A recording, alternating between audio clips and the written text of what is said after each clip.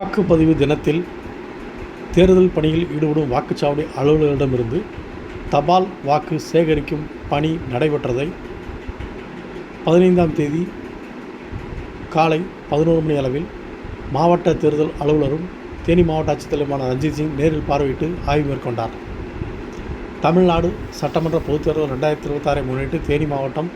பெரியகுளம் சட்டமன்ற தொகுதிக்குட்பட்ட தேனி மேரி மாதா மெட்ரிக் மேல்நிலைப்பள்ளி, போடி சட்டமன்ற தொகுதிக்குட்பட்ட வேளம்மாள்